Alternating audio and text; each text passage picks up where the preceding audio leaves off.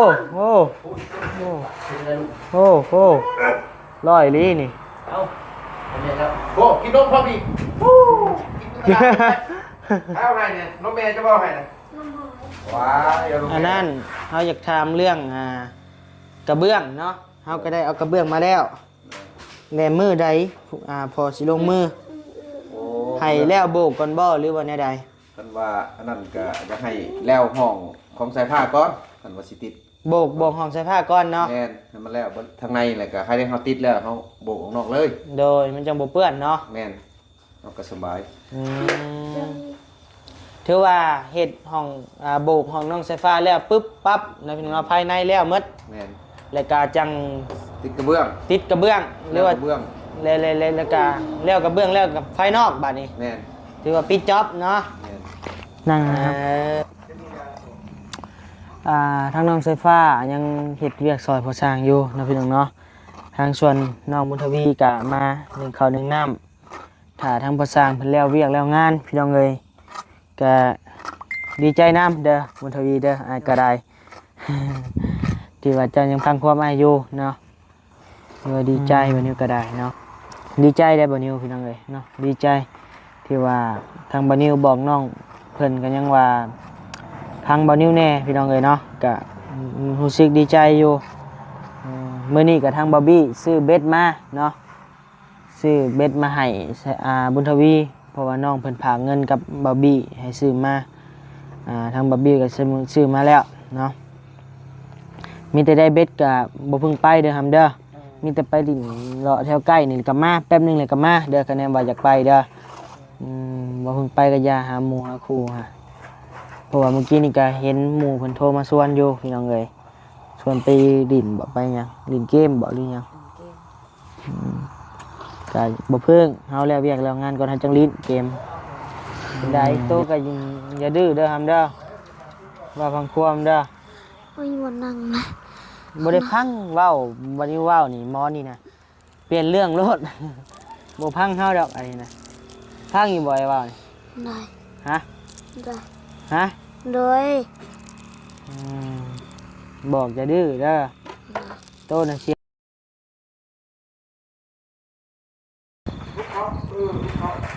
เอาพี่น้องเอ้ยใส่ซองพอลูกพากันเฮ็ดหยังกันน่ะ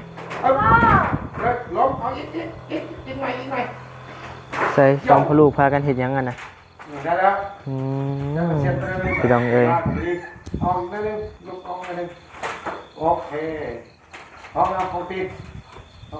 นนี่มันถือเกี้ยงเขาหยุ่มวางเลยเป็นสิขึ้นไปยังกันน่ะเป็นเย็นอะไรขึ้นมาพูดให้พ่อเอาขึ้นก็นำขึ้นได้ฮะยันจะพาหามตกลงมาฮะเจ้าอย่าพาหามตกลงมาเด้อหามเด้อพาหามตกนะโอ้ยตายไปน้ำเจ้าโอ้ยโอ้ตาพ่อว่ะจะตักขึ้นมาเลยกับ2 รอบ 3 รอบเพิ่นสิปีนนะปูนให้เจ้าบ่น่ะโอ้เสียงรถมาโอ้ยหมออุณทวีสวัสดีเด้อหามเด้อกันห้องเอานี่บล็อกในห้องปีนใช้แป้งพอสั่งก่อนไปนี่ห้องเป็นบล็อกแค่นะคุณที่เจ้าให้เยี่ยมจะมาบล็อกค่ะทุกเพื่อนของบ้านมันน้อยโคตรบอกนี่มันตีนครับกระเด็บเตะแล้วโมเมนต์นั่นแหละโอ้ขาแค่นี่ปัดเชลุโธ่สบายดีเด้อไปสุกเด้อให้แต่มาบ่ไปส่งสการตีส่งสการไพ่นะโดยใช้ดอกไฟตัวไหนได้พอโอ้โดยเอาพี่น้องเลยเนาะไฟสนับสนุนมาแล้วบาทนี่ว้าตัวแจ้งจังปางบาทนี่เนาะพี่น้องเลยแจ้งจังปางแจ้งจังปางใช่ได้อยู่บ่ลงปัดลงใช่พี่ดับเด้อเอ้ยปักไฟก็ได้ ส ช็คกันนะ ที่มีบนรถก็จับมีบน เริ่ม แป๊บหนึงเด้อพี่น้องเด้ออึ๊บอึ๊บอย่าแตกใส่มือกันได้อเฮ้ย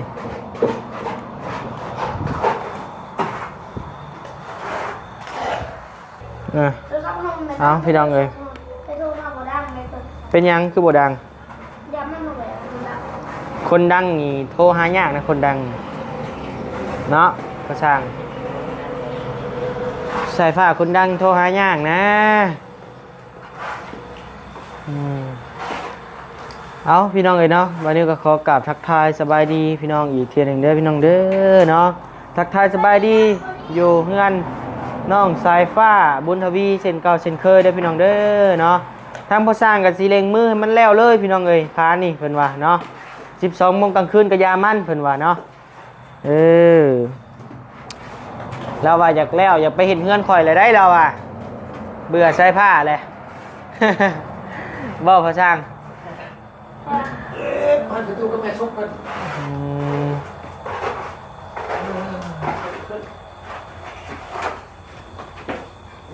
มปูนคืองามบ่บัดนี้ เจ้าคือเห็ดง่ายเถอะวะ จะทำดีแล้ว เอามาดู เออ กูพูดมา เขาบอกจะพ่ออาบน้ำกัน อืมถ้าอาบพร้อมกันเนาะ เอาไปจ้า โอ้โอ้โอ้โอ้โอ้ร้อยลีนี่ เอาโอ้กินนมพอมีกินเอาไงเนี่ยน้องแม่จะบอกไงนะ น้ำหอม ว้าเดี๋ยวน้องแม่จะ อืม ทำบอกในชิปเงื่อนให้เราเอาก้อยพูด ของเราไงให้เป็นทุกข์ให้นมไป ต้องมีจังหวะป้ายขึ้นเนาะจังอยู่เนาะพ่อเนาะงามงามงามพี่น้องเอ๋ยเนาะมุมนี้ก็แล้วมุมนี้ก็เรียบร้อยติ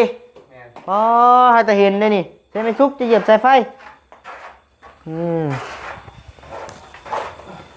ป้าเรียบร้อยพี่น้องเอ๋ยป้าเรียบหลอดพวกยังชิมาจับเหลี่ยมเสานี้อีกเนาะพ่อจังเนาะบัดนี้เนาะ เช่าเห็ดเช่า เหลี่ยมเสานี้บัดเห็ดเหลี่ยมเสาปุ๊บแล้วก็เบื้องนี้เรียบร้อยเลยพี่น้องเอ๋ยข้างในกำห้องนี้เนาะบัดนี้เนาะ ไข่พาม ห้องไฟฟ้าอีกบัดนี้ประมาณอีก5 มื้อแล้วภายในพี่น้องเอ้ยห้องนั่นอีกบัดนี้ห้องนอกอีก พวกแก่ชายสมบูรณ์เลยเช่น โดย กูกินหมู ทรายมืดเลยบ่พอยังอยู่นะ หมดใจ ทรายอันน่ะเป็นกล้องอยู่ ลูกไม่ทอด กูชอบกูชอบ ปึ๊บปึ๊บ1 2 3ปึ๊บอึด โอ้ยเจ้าเด้อ เอ้ยแม่สุกหลุดกัดใจอยู่ติ อาบน้ำมาอีกแม่กับลูก เราเลี้ยงกินเลยเด้อ อย่าเฮ็ดกว่านะดีเข้ๆาเลยเล่นเดี๋ยวก็ยอมคือทาง สวัสดีเด้อสายฟ้าเด้อสวัสดีแล้วสวัสดีพ่อสร้างเด้อ สบายดี โดยคุณคือเลวค่ะเห็นอะไร ขึ้นสบายเนาะ คือเลวไม่สู้ โอ้มันเป็นเนาะดูแต่ละครเนี่ยจะจับเลยเป็นคนสุรี อืม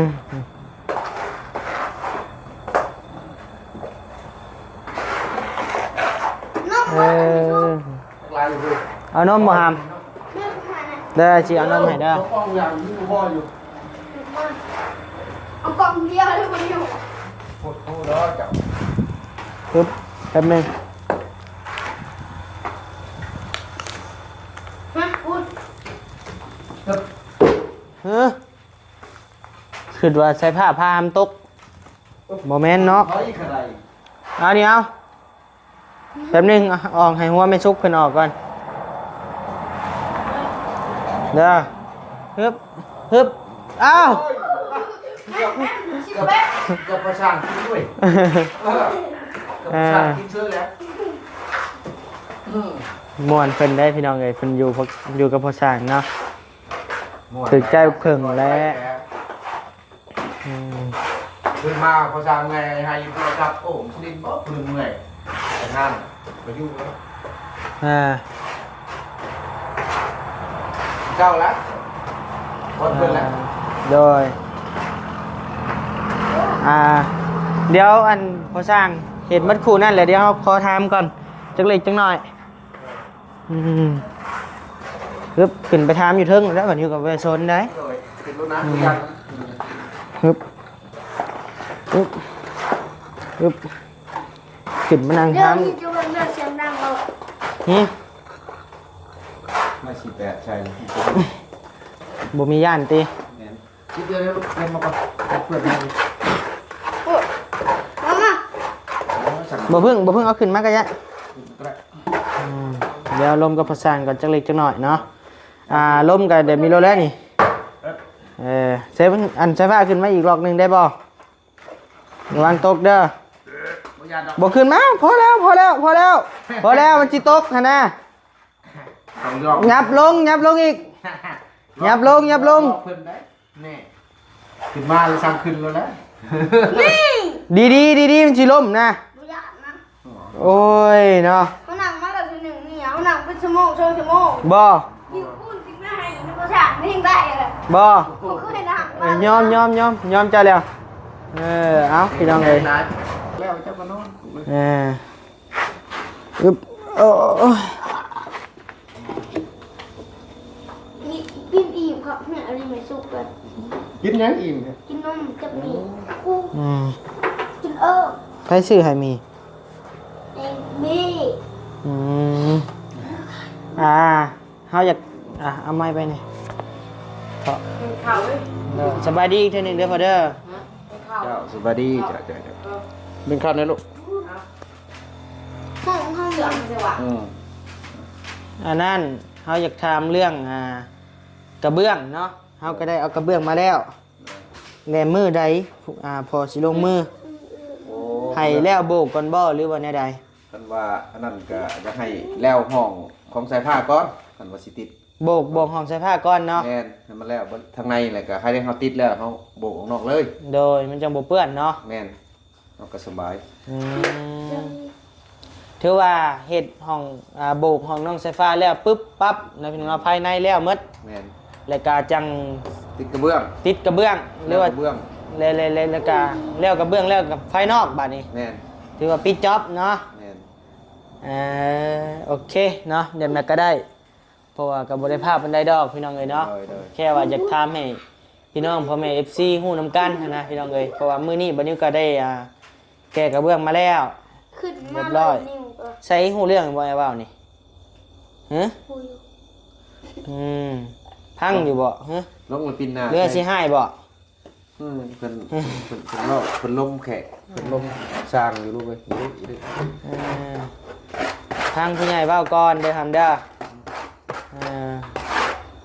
อันนี้ก็พังให้แน่นี่มันสิตกนี่ตกลงไปแล้วอู้ยมันสุกแล้วหับเบยทันได้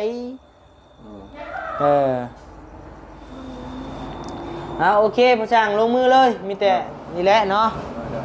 มีแต่รอห้องใช้ผ้าแล้วแล้วก็จังปูกระเบื้องพี่น้องเลยเนาะ ปูกระเบื้องก็สบาย โอ้จิ้วว่าหมอ ใช่มันคือห้ามปูนขึ้นให้น้องเนี่ยจัดดีๆเด้อห้ามเด้อ จับเลยบ่ เอาไม่จะออกวะ แป๊บหนึง สาวดิ้วลง เอามาใหม่มาขึ้นมาเทิงเลยบัดนี้ มาดูกันแล้วเห็นพุ่นขึ้นก็จะขึ้นลง พี่น้องเดี๋ยวบันนี้ลงรุมก่อนเนาะโดยทั้งน้องบุญทวีพี่น้องเลยกำลังหนึ่งข้าวหนึ่งน้ำให้พอสร้างน้องบุญทวีเนาะทางพอสร้างยังให้เรียกอยู่บุญทวีก็เลยว่าเสียหนึ่งข้าวให้ว่าฉันเนาะปึ๊บไฟบันนี้ก็ได้เด้อพี่น้องเลยโอเค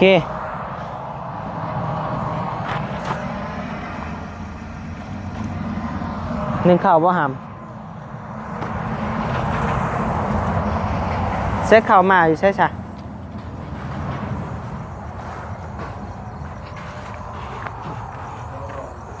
มืดแทะบัดเซ็ตขู่เข้ามา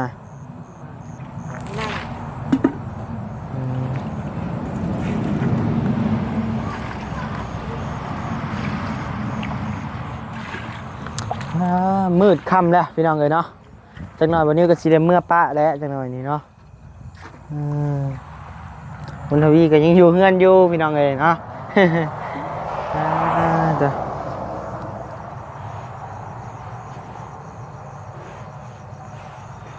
ถือว่าบอกได้ใส่พังอยู่พี่น้องเอ้ยยามนี้เนาะแต่ว่าจักแล้วยามไป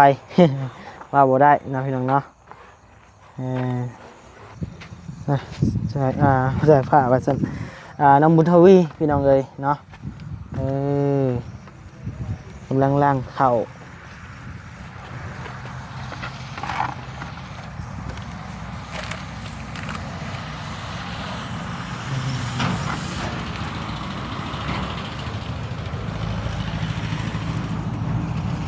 แมวมันดีดบ่คือแลนอ้อมเพื่อนอยู่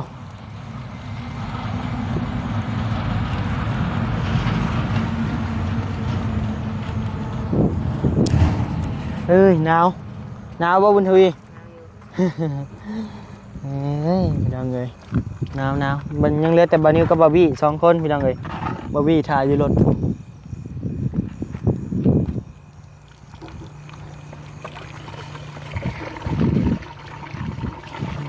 ดูมันพี่น้องเอ้ยบุญทวีเนาะตึบเรียบร้อยก็ไอ้เบซิลใช้อันหาดิปรุงไผ่กันพี่น้องเนาะตัวนั่งนะครับทางน้องไฟฟ้ายังเฮ็ดเวียกซอยพอสร้างอยู่นะพี่น้องเนาะทางส่วนน้องบุญทวีกะมา1ข้าว1น้ำถ้าทางพอสร้างเพิ่นแล้วเวียกแล้วงานพี่น้องเอ้ยก็ดีใจน้ำเด้อบุญทวีเด้ออ้ายก็ได้ ที่ว่าเจ้ายังพังความอ้ายอยู่เนาะที่ว่าดีใจบัดนี้ก็ได้เนาะที่ว่าสอนน้องไปน้องก็ยังพังเฮาอย่างเอ้ยสั่นแหละพี่น้องเอ้ยเนาะมื้อนี้น้องบุญทวีก็อยู่เฮือนอยู่ซ่านคือเก่านะพี่น้องเนาะยังบ่ได้ไปทางใดดีใจได้บ่นิวพี่น้องเอ้ยเนาะดีใจที่ว่าทางบ่นิวบอกน้องเพิ่นก็ยังว่าพังบ่นิวแน่พี่น้องเอ้ยเนาะก็รู้สึกดีใจอยู่มื้อนี้ก็ทางบอบบี้ซื้อเบ็ดมาเนาะซื้อเบ็ดมาให้บุญทวีเพราะว่าน้องเพิ่นฝากเงินกับบอบบี้ให้ซื้อมาทางบอบบี้ก็ซื้อมาแล้วเนาะมีแต่ได้เบ็ดก็บ่เพิ่งไปเด้อครับเด้อมีแต่ไปดิ่งเลาะแถวใกล้นี่ก็มาแป๊บนึงเลยก็มาเด้อคะแนนว่าอยากไปเด้อบ่เพิ่งไปก็อย่าหาหมู่หาคู่ฮะเพราะว่าเมื่อกี้นี่ก็เห็นหมู่เพิ่นโทรมาชวนอยู่พี่น้องเอ้ยชวนไปดิ่นบ่ไปหยังดิ่นเกมบ่หรือหยังก็บ่เพิ่งเฮาแล้วเวียกแล้วงานก่อนเฮาจังลิ้นเกมเดี๋ยวพอสร้างเรากินข้าวกินน้ำก็กินข้าวกับกินน้ำกับพอสร้างแล้วก็ลิ้นแล้วก็นอนบ่ให้นอนดึกนั่นแหละเจ้านอนจักโมงแต่ละมื้อหามทีก็12 โมงทีก็11 โมงได้อยู่ซั่นน่ะผู้สร้างเราสิกินข้าวกันฮะผู้สร้างเป็นหยังจักเราสิกินข้าวกันยังเราสิกินข้าวกันยังเรามีตู้กินยังจะมีแล้วบ่ผู้สร้างเรากินบ่มีกินกับยังซะบัดนี้แล่ไปซื้อมีอ่ะแหละซื้อไข่มาทอดบ่ซื้อไข่มาทอดไข่ก็หมดแล้วในเฮือนหมดแล้วทางบานิวกับบาร์บี้แล้วนี่ก็ซื้อมีน้องเพิ่นก็ซื้อมีมากินหมดแหละพี่น้องเอ้ยคิดว่าทางพ่อเพิ่นมีแนวกินมีแต่แลมไปซื้อมีแล้วนี่ใกล้ๆนี่ซื้อมีซื้อไข่มาทอดกินข้าวก็มีนาวพี่น้องเอ้ยเนาะเมื่อ2 คนกับบาร์บี้มื้อนี่ใครอยู่มีหมู่เมื่อดึกก็ได้แต่ละมื้อมาผู้เดียวช่วงน่ะเมื่อคนเดียวญาติเบื่อญาติยังดอกพี่น้องเอ้ยญาติรถเป็นนั่นเป็นนี่เลยก็ไปผู้หนึงผู้เดียวนะญาติอันนี้ก็ได้แนวมีหมู่ภายนำภายในเบื่อญาติอื่นญาติแต่รถเพรถแบบนี้นะมันจะเป็นเพเก่าเลยตามสภาพพี่น้องเอ้ย โอเคเด้อฮัมเด้อ โดย ฟังความบ่ได้ไปลิ้นบ่ไปก็ยากเนาะ แล้วเพิ่มมาให้แม่เจ้าถ้วยหนึงจะเลือหั่น อืม นี่เอาน้ำสดเลยกับคือเอาที่เขาบ่ขายบ่หลับสิ ไปเบิ่ง ในทางแหวน ทางอาบ่เฒ่ามีนับสินแล้วเอายัง เอาแต่เพิ่มครับผมมีน้ำจิ้มของไทย เดี๋ยวออกไปพร้อมอ้ายก็ได้บุญทวี มันมาได้ค่ะ ฮะ มันมา ฮะ เจะขี่ยังไปฉัน รถทีบ ขี่รถถีบบ่ บ่ให้เขาใส่เพชรเด้อเพชรของปรุงเองแล้วลืม เออ เบิ่งก่อนเอาเติมก่อนเติมนัว เอาไปซะจะไปซื้อพอสั่งมาใหม่มาใส่ผ้ามานั่งกับอ้ายพี่ โอเค เจ้าได้อิ่มเลยบ่ เป็นเงินนั่นเลยนั่นเป็นเงินมีหันเลย สวัสดีป้าลุงอีกทีหนึงไง สวัสดี เป็นไดโตก็ยิงอย่าดื้อเด้อฮัมเด้อว่าฟังความเด้อ ไม่วันนั่งนะ บ่ได้พังเว้าบ่ได้เว้านี่หมอนี่นะเปลี่ยนเรื่องโลด บ่พังเฮาดอกอันนี้นะพังอยู่บ่ไอ้เว้านี่ ได้ ฮะ ได้ ฮะ โดย อืมบอกจะดื้อเด้อโตน่ะเสียตัวเดียวเสียตัวดื้อแหละโตน่ะ สมมุติวันนี้เว้าเรื่องนี้นี่น้องเพิ่นสิเว้าแนวหนึงแล้วได้ เปลี่ยนเรื่องแล้วสายเปลี่ยนเรื่องอันนี้นะชาวหัวงอนนี่ใช้เบิ่งหัวนะ หัวยังบ่ทันงอนได้ หัวงอนนี่เขาเอิ้นนะ เออใครอยู่พี่น้องเอ้ยฮู้ความนะฮักอยู่ถ้าได้เมื่อป้าได้บัดนี้ได้ เราเมื่อไหว้แถบมัน บ่ไหว้ยังได้ขำเลยผู้ ทาบรีมา บ่รีบ่มาดอก หมูเป็นหมูบรีเด้ บ่มาดอกบ่รีจ้ะนะ เราบอกคำใดคำนั้นได้บรี เว้าคำใดคำนั้นเรามาบ่เราบอกน้ำเจ้าเรามาบ่ คันเราบอกนะ เราเว้าได้แหละ คือเราบอกว่าเราอะสิมา เราว่าสิมาบ่ โดย เชื่อใจได้อยู่บ่บ่รีเจ้า ซื้อ เออ คือเราบอกเราสิมาเราบอกน้ำเมา แต่อ้ายสิเมื่อก่อนอ้ายนะ เลย ไอ้หนาวเลยค่ำเลยไอ้หลุดมากับบาร์บี้ซับคนขี่ย่านซับ ก็ย่างเป็นเมื่อ เบิ่งหมอเข่าเด้อจ้ะเด้อ เลย เบิ่งหมอเข่าเด้อเดี๋ยวไอ้บุญทวีจะไปซื้อเครื่องเอาอยู่ดีมีแห้งเด้อพี่น้องเด้อนะทำมันนี้ก็สิได้ลาจากพ่อแม่พี่น้องเพียงซำนี้นะพี่น้องเนาะเดี๋ยวมื้ออื่นมาพอกันใหม่อยู่ที่เฮือนน้องสายฟ้าอาจจะมีเมนูเด็ดอยู่พี่น้องเอ้ยเนาะมื้ออื่นจักสิเด็ดซำใดแหละรอเบิ่งรอชมนํกันนะพี่น้องเนาะโดยบ๊ายบายสบายดี สวัสดี โอ้ยเจ็ดใครจะกดทานใคร เงาปิดก่อน